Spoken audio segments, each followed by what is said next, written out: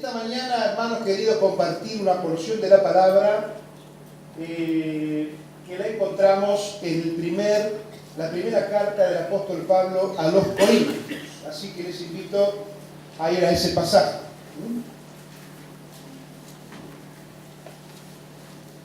Primera Corintios, vamos a leer allí los primeros versículos del capítulo.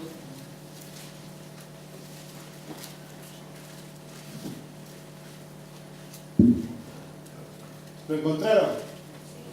Bueno. Primera Corintios capítulo 15. ¿No le dije el capítulo? Así lo vamos a ver juntos. Primera Corintios 15. Este capítulo habla de la resurrección. Es el gran tema de este capítulo.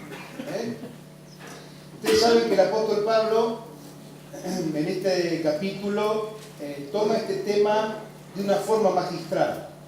Ustedes lo pueden leer en casa, no lo vamos a leer todo ahora porque por amor al tiempo, pero ustedes en casa después léanlo. Van a ver que él, con esa capacidad que tiene, ese nivel de revelación que solamente Pablo puede tener, se refiere en primer lugar a la resurrección del Señor.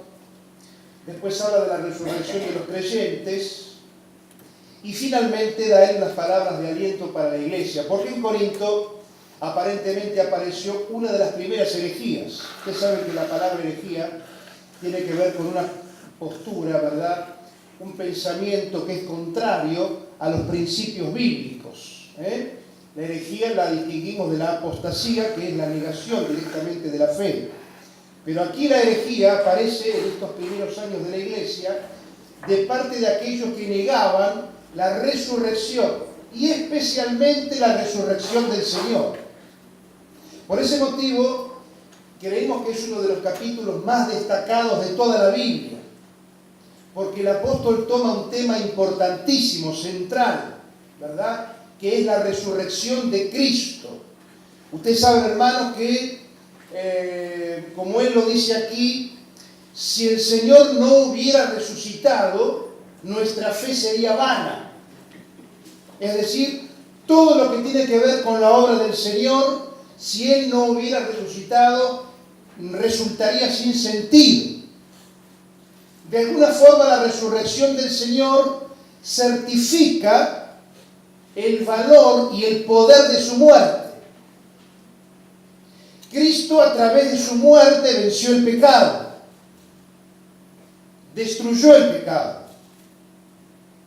nos acercó a Dios a través de su muerte, pero a través de la resurrección destruye la muerte.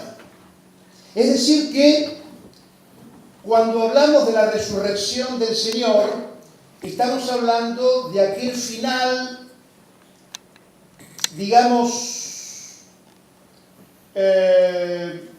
que no podía faltar, de un final, digamos, divino y sobrenatural y victorioso y además de un carácter especial, porque vuelvo a decir, en la resurrección del Señor abona el poder de su muerte. Ahora, aquí en los primeros versículos dice el capítulo así: además os declaro, hermanos, el evangelio que os he predicado, en el cual también recibisteis, en el cual también perseveráis. Permítanme aquí un pequeño paréntesis. Aquí tenemos, hermanos, los tres pasos de la acción del evangelio, en este primer versículo. Dice: además os declaro, hermanos, el evangelio que os he predicado. El primer paso del evangelio es que el evangelio se escucha. El evangelio que os he predicado, el evangelio se escucha.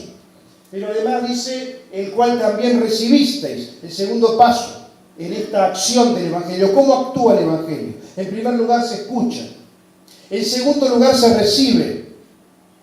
Y dice aquí también: en el cual también perseveráis. Es decir, el evangelio también se practica. Son los tres pasos de la acción del evangelio en la vida.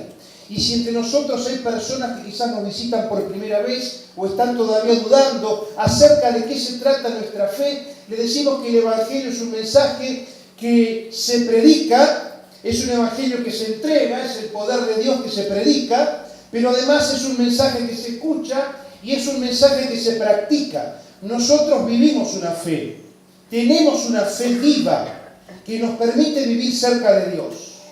Por eso la experiencia de un cristiano nunca es teórica, siempre es práctica, por eso es experiencia, por eso es forma de vida, por eso tiene que ver con un estilo de vida y una forma de vivir cerca de Dios. Ese es el Evangelio. Seguimos adelante con la lectura, versículo 2.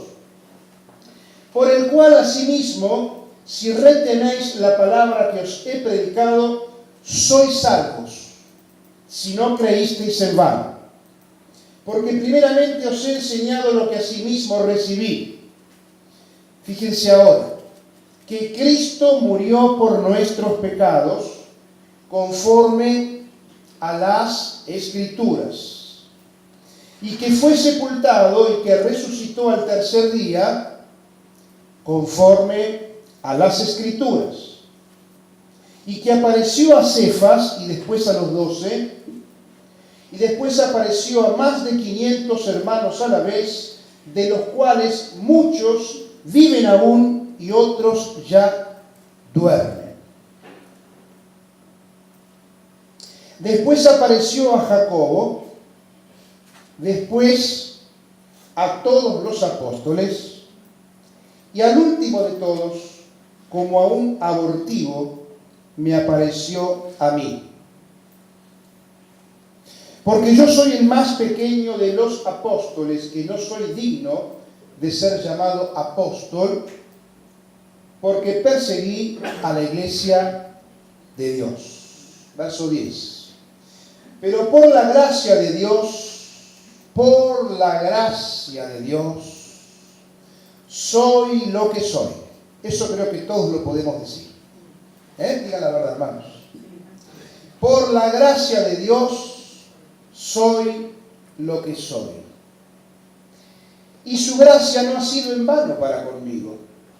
Antes he trabajado más que todos ellos, pero no yo, sino la gracia de Dios conmigo. Hasta aquí nomás.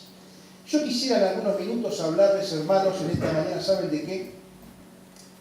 De una síntesis de la obra de Cristo, que la tenemos aquí, esta síntesis. Una síntesis de la obra del Señor. Vamos a adorar al Señor en esta mañana. Venimos para adorar. Vinimos para estar cerca de Él. Vinimos para buscar su rostro, su presencia. La presencia del Señor trae paz al alma. No hay mejor cosa para un cristiano que estar cerca de su Dios. Cuando venimos a la casa del Señor, no estamos solamente en la reunión, estamos en la presencia de Dios. Ahora Él dice en su palabra, donde están 2 o 3 congregados en mi nombre, allí estoy yo en medio de ellos, ¿verdad? Así que si nos congregamos a las 10 de la mañana, Él viene con nosotros. Si hacemos como en Salcedo a las 6 de la tarde, Él viene con nosotros. Si nos reunimos a las 3 de la tarde, Él también viene a reunirse con nosotros. Lo importante es que entendamos que no le podemos fallar a Él. Porque no venimos a la reunión, venimos a encontrarnos con Él. Y si Él viene, hermano, ¿cómo no vamos a venir nosotros?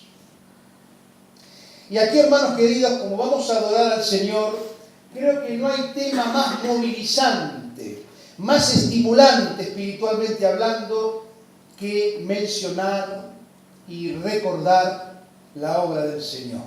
La síntesis. ¿Qué es una síntesis? Los chicos que van a la escuela y vieron que agarran los libros y vamos a hacer una síntesis. De 100.000 palabras se acuerdan una, ¿verdad? Esa es una síntesis bárbara.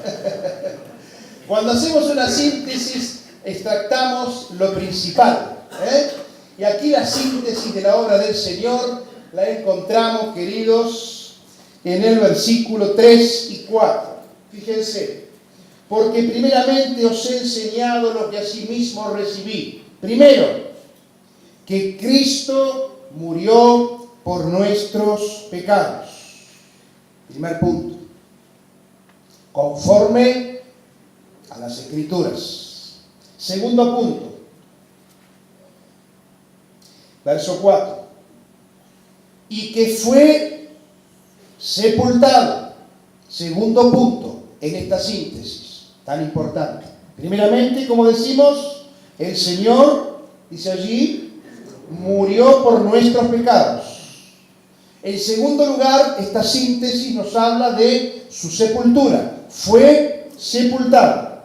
Y en tercer lugar, dice la Escritura, verso número 4, resucitó al tercer día conforme a las Escrituras. Ahí tenemos la síntesis, hermano. ¿Cuál sería? Ayúdenme a ver. ¿Cuál sería? Primer paso de la obra del Señor. Primer punto, Él murió, la muerte. En segundo lugar, fue sepultado. Y en tercer lugar, resucitó. ¿Qué importancia le da Pablo a la resurrección? Como les decía al comienzo, ustedes después en casa lean, hermanos, lo que significa la resurrección del Señor. Porque la resurrección es victoria sobre la muerte. Y la muerte del Señor es victoria sobre el pecado. Nos preguntamos en esta mañana, pensando en su muerte, ¿verdad? ¿Por qué murió el Señor? Es una gran pregunta.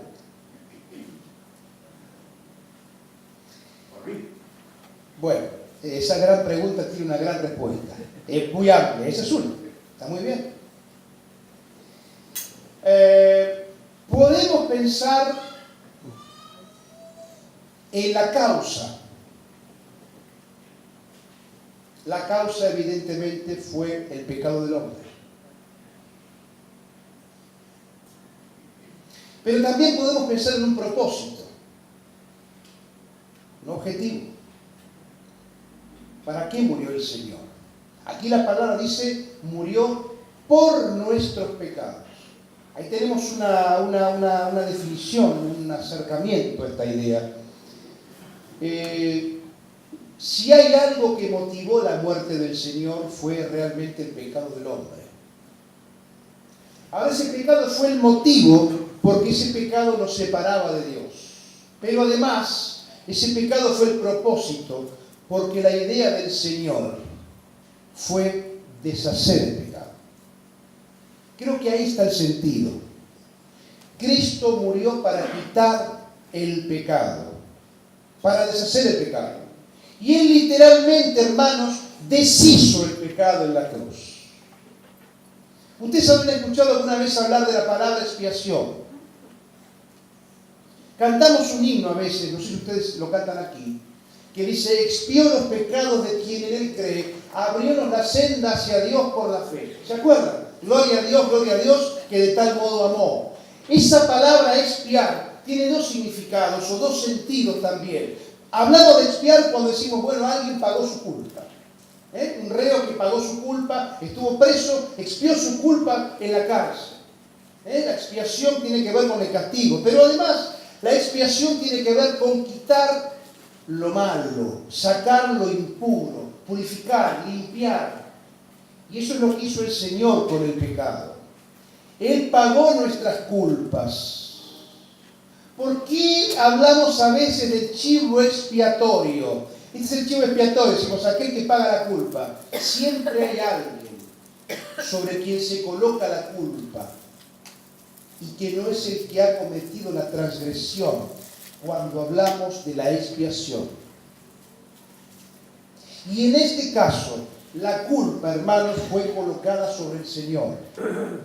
Y las consecuencias del pecado las pagó Él en la cruz cuando fue desamparado por el Padre para darnos vida a nosotros. Por eso, básicamente, yo quiero que esta mañana pensemos en esta idea. En lo que significa la destrucción del pecado, el haber quitado el pecado. Y tenemos numerosos pasajes de la Biblia que nos hablan sobre este tema. Por ejemplo, dice 1 Juan capítulo 3 y verso 5. Y sabéis que Él apareció para quitar nuestros pecados y no hay pecado en Él. Podríamos pensar en Gálatas 1:4 también. También está el texto de Isaías capítulo 53 verso 5, ¿se acuerdan? Pero Él fue, ¿cómo dice? Exactamente. Molido por nuestros pecados. El castigo de nuestra paz fue sobre él y por su llaga fuimos nosotros curados. Otro pasaje que encontramos en la Biblia, por ejemplo, está en 2 Corintios 5:15, después en casa lean, pero quisiera que recordáramos esta mañana, o quisiéramos mención al de 1 Pedro capítulo 2, verso 24. Fíjense, hermanos, qué hermoso texto para pensar en esta idea de la muerte del Señor. 1 Pedro capítulo 2, verso 24. Dice allí, ¿quién llevó él mismo nuestros pecados en su cuerpo? ¿Cómo sigue? Sobre el madero, para que nosotros, estando muertos a los pecados, vivamos a la justicia, y por cuya herida fuisteis sanados. Me gusta mucho este texto cuando pensamos en la obra del Señor y su muerte. Fíjense cómo lo presenta Pedro acá. Fíjense, hermano, el texto. Dice así: Él mismo llevó nuestros pecados en su cuerpo sobre el madero. Hagamos una imagen de esto. Nuestros pecados sobre su cuerpo y su cuerpo sobre el madero. Aquí tenemos una doble imagen. Es como si colocáramos, ¿verdad?, dos radiografías que son transparentes y las superponemos una sobre la otra. En una está el cuerpo del Señor, colgado sobre la cruz. Allí está su cuerpo sobre el madero. Eso es padecimiento físico. Padecimiento físico. Pero la superposición de estas radiografías y de este versículo que aparece aquí nos habla de que sobre su cuerpo fue colocado el pecado. No sobre la cruz, sino sobre su cuerpo. Y aquí hay padecimiento espiritual. Su cuerpo sobre la cruz es padecimiento físico. Pero esta superposición de imágenes, esta doble imagen, nos dice que sobre su cuerpo hubo padecimiento, sobre su cuerpo fue colocado el pecado, y este es padecimiento espiritual. Ustedes habrán visto películas, habrán visto imágenes, ¿verdad? Hoy en día se hacen películas con muchos recursos y ustedes habrán visto cómo de alguna forma se dramatiza, se representa el dolor del Señor en la cruz. Seguramente algunos vio alguna película, hemos visto, ¿verdad? Siempre que vemos una película, hermanos, o vemos alguna imagen sobre esto, vemos la primera parte del versículo. Es su cuerpo sobre la cruz. Eso es algo que cualquier cineasta, cualquier, realizador puede representar. Tomamos un actor, le ponemos maquillaje, ¿verdad? Le ponemos un bulto acá, le hacemos una cicatriz y armamos la película. Es el cuerpo sobre la cruz. Es el dolor físico. Es su cuerpo sobre el madero. Pero Pedro va más allá. Pedro va más allá. Y él nos lleva más a la profundidad del sacrificio. Dice, sobre su cuerpo nuestros pecados. Esa es la superposición que vemos allí. Es aquella doble imagen que se junta en esa misma cruz, en ese mismo acto de muerte. Ahora, ese dolor espiritual, ese sufrimiento espiritual, nadie lo puede representar. A gran diferencia con el anterior. El padecimiento físico todos lo pueden ver. Pero el padecimiento espiritual, el dolor de la cruz, nuestros pecados sobre su cuerpo, nadie, ninguno puede imaginarlo. ¿Se me entiende? Por algún motivo la palabra de Dios no describe el padecimiento espiritual del Señor. No hay descripción. Ustedes observan en la Biblia que la Escritura nos enseña cuánto el Señor padeció físicamente, sus dolores. Pero dice la Biblia que desde la hora sexta hasta la hora novena hubo tinieblas sobre la tierra. Y no hay en esas 3 horas alusión en la palabra de texto alguno que describa lo que ocurrió. 3 horas de silencio de la Biblia. ¿Qué pasó en esas 3 horas? La respuesta la da Pedro en su carta. Nuestros pecados sobre su cuerpo. ¿Dónde llegó el dolor del Señor? No lo sabemos. Ni lo sabremos. ¿A qué profundidades de agonía y de padecimiento habrá llegado el Señor? ¿Cómo habrá sentido el desamparo de su Padre? Nunca lo sabremos. Solo Él. No habrá cineasta, ni escritor, ni artista, ni pintor que pueda describir esto con cierta, digamos, realidad, porque Él lo vivió, fue su experiencia, y en ese momento estuvo solo delante del Padre. Yo creo, hermanos, que si algo a Él lo aterraba era la idea de sentir el desamparo de su Padre. A tal punto que cuando la palabra retoma la descripción, la Escritura vuelve al relato, lo primero que nos dice es que el Señor exclama: Dios mío, ¿por qué me has desamparado? Lo primero que dice: ¿no se está quejando por el dolor de los clavos? Es maravilloso, hermano, piénselo. ¿No se está quejando Él por el dolor de la cruz? Por su cuerpo sobre el madero. ¿No se queja el Señor por esto?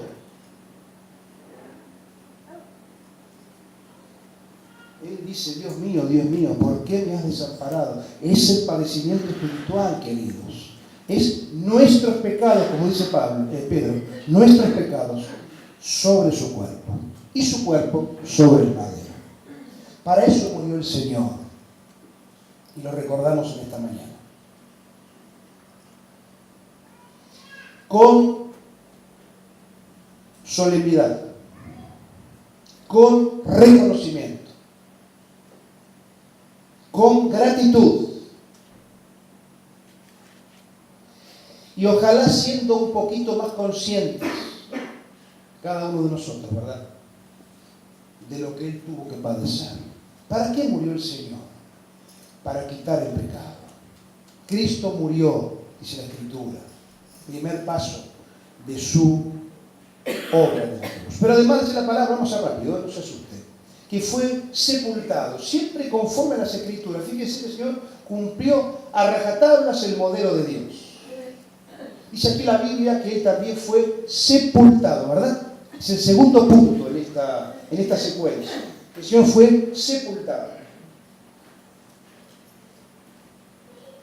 Volvemos al texto allí.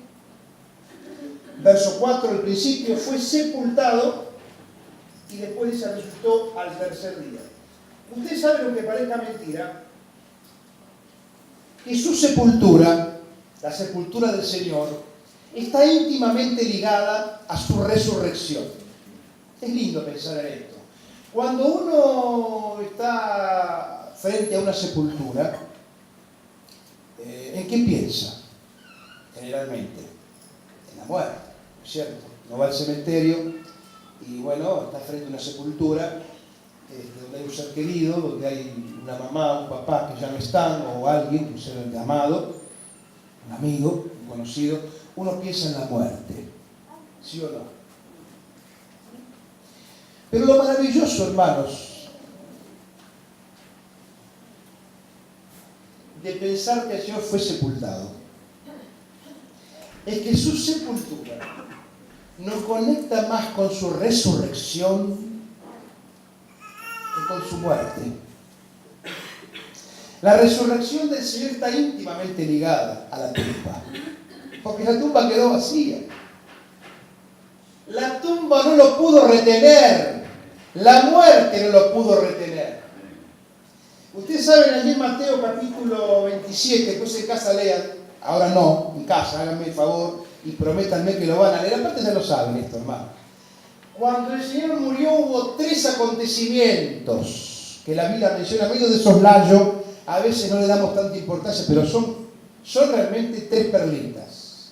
Cuando el Señor murió, fue sepultado, pero recuerden lo que pasó. En primer lugar, dice la palabra, capítulo 27 de Mateo, el velo del templo se rasgó de arriba abajo.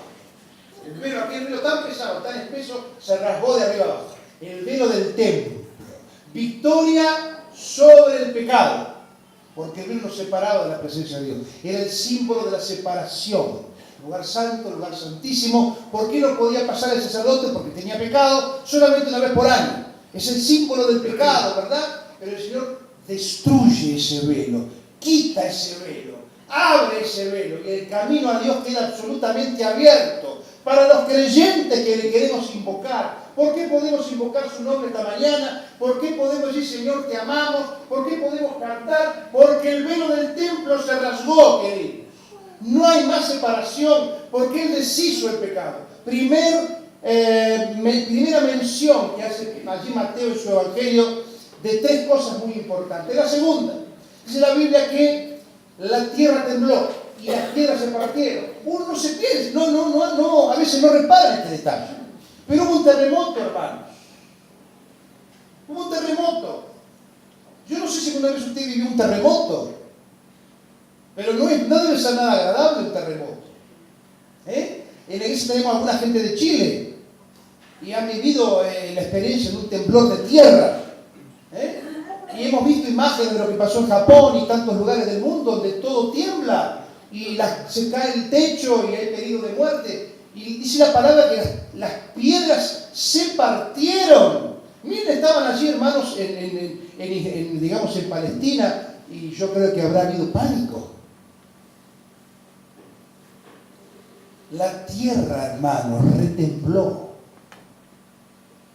frente a la muerte del Señor, porque hubo victoria sobre esta idea de que la tierra retembló, que fue conmovida, es el símbolo de la victoria sobre el sistema. La tierra retembló frente al Señor. El Señor conmovió las raíces más profundas de la tierra.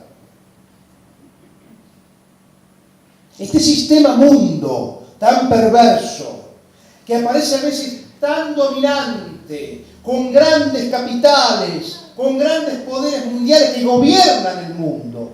El Señor, dice la palabra, un día vendrá, establecerá su trono en la tierra y la iglesia vendrá a reinar con Él. En tercer lugar, yo por eso quería hablar de la sepultura, dice la palabra, muchos santos resucitaron. Hubo resurrección de muchas personas que iban a morir, ¿verdad? No fueron como el Señor, que fueron a la gloria. Ellos volvieron a la muerte alguna vez, pero en ese momento resucitaron y volvieron dice la palabra, ¿no? Y fueron a Jerusalén y aparecieron a muchos. ¿Usted se imagina, hermano, ese momento? ¿Vieron los chicos que ven las películas de los zombies? Esas películas que parecen los zombies que caminan, salen de la tumba, ¿no es cierto? Eran como zombies, pero vivos. Nosotros nos reímos, pero realmente, hermano, la muerte del Señor es un canto a la vida. ¿Qué significa la resurrección de los muertos? Significa que el Señor también venció la muerte. Victoria sobre el pecado, victoria sobre el sistema y victoria sobre la muerte.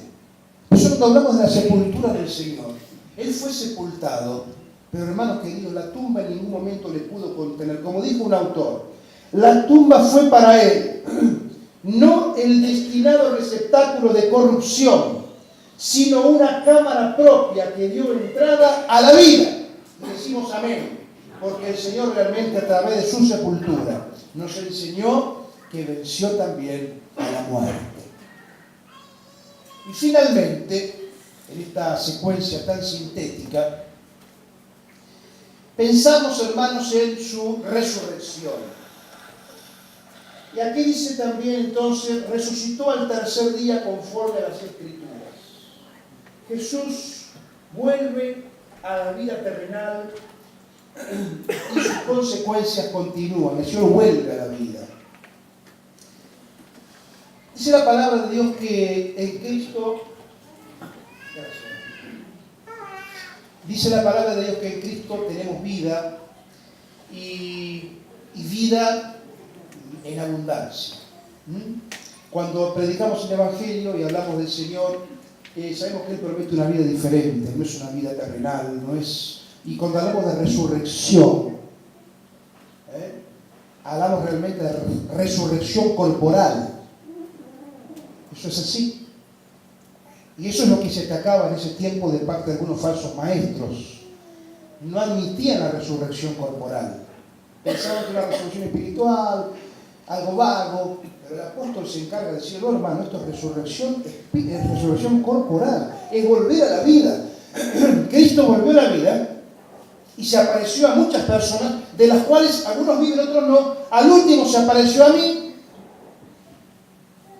Es decir, Él, de alguna forma, agrega la evidencia de sus apariciones corporales como forma de santificar su resurrección. Además del apóstol, nosotros vamos a resucitar, cada cual en su orden. Primero los muertos en Cristo, que resucitará primero. Y luego nosotros, los que estemos vivos, seremos transformados. ¿Por qué? Porque dice la palabra que ni cuerpo, ni carne, ni sangre pueden heredar el reino de Dios. Nosotros con este cuerpo, hermano, no podemos entrar al cielo. Hace falta ser transformados. Y tenemos un cuerpo espiritual. Y por lo tanto, es necesario hablar de la resurrección, especialmente de la resurrección del Señor. Y además, como consecuencia, la resurrección de los santos. No creo que haya, hermano querido, para un cristiano una idea más consoladora de pensar que somos inmortales. Piénselo bien. Somos inmortales, pero no lo decimos esto como una, qué sé yo, como una expresión así nomás. Somos inmortales, no, como la pizzería. No. Nosotros somos inmortales. ¿Pero por qué lo digo? Porque tenemos un espíritu que Dios nos dio. Ese espíritu no muere. Ni siquiera los incrédulos dejan de tener vida eterna, pero van al infierno. Los cristianos, dice la Biblia, tenemos vida eterna en Cristo Jesús. Somos inmortales. Cerramos nuestros ojos a este mundo muchas veces. Y el alma y el espíritu vuelven a Dios. Pero no morimos. Escuchen bien. Ese Fernando está loco. No morimos. La palabra enseña que estamos durmiendo. En lo físico, nuestro cuerpo duerme. Y en lo espiritual, el alma, el espíritu están delante de la presencia del Señor. Ausentes del cuerpo, presentes al Señor. ¿Qué está haciendo el alma y el espíritu allí? Esperando el día en que les sea adjudicado un cuerpo nuevo. En el día de la resurrección. ¿Comprendemos? Por eso esta palabra es consoladora. Nos anima. Nos edifica. A veces nos queremos edificar y poner contentos con cosas tan intrascendentes. Pero hermanos, encontramos en la Biblia tanto argumento